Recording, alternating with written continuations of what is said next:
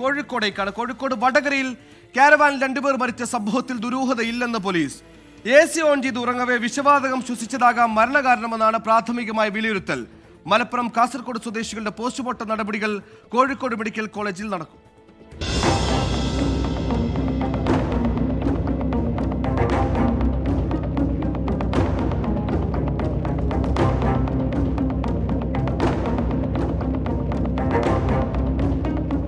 ഇന്നലെ രാത്രിയാണ് വടകര കരിമ്പനപാലത്ത് കാരവാനിൽ 2 പേരെ മരിച്ച നിലയിൽ കണ്ടെത്തിയത്.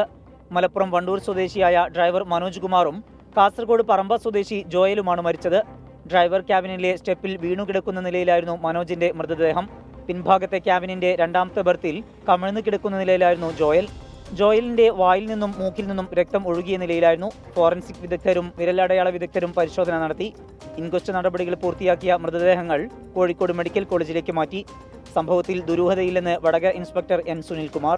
ഇൻക്വസ്റ്റ് നടപടികൾ നടന്നു വരികയാണ്. ഇൻക്വസ്റ്റ് നടപടിയുടെ ഭാഗമായിട്ട് പോലീസിൽ scientific expert, finger print expert, dog squad എല്ലാവരും ഉണ്ട്. അതുപോലെ തന്നെ RTOയുടെ ടീമുണ്ട്. ബെൻസിൻ്റെ ടെക്നിക്കൽ ടീം ഇങ്ങോട്ട് വരുന്നുണ്ട്. അപ്പോൾ അതിൻ്റെ വ്യക്തമായ മരണകാരണം അറിയുന്നത് പോസ്റ്റ്മോർട്ടത്തിന് വേണ്ടി മെഡിക്കൽ കോളേജിലേക്കും. മനോജിന്റെയും ജോയലിന്റെയും ബന്ധുക്കളുടെ സാന്നിധ്യത്തിൽ ആയിരുന്നു ഇൻക്വസ്റ്റ് നടപടികൾ. കുറേ വാഹനങ്ങളുണ്ട്, അതിൽ മാറി പോകുന്ന ആളാണ്. പിന്നെ വിളിച്ചിട്ട് കിട്ടാതെപ്പോഴാണ് പിന്നെ തുടരെ വിളിച്ചപ്പോൾ ഇവിടുത്തെ പോലീസുകാർ തിരിച്ച് പോലെ ഫോണിൽ നിന്ന് വിളിച്ചപ്പോഴാണ് നമ്മൾ അറിയുന്നത്.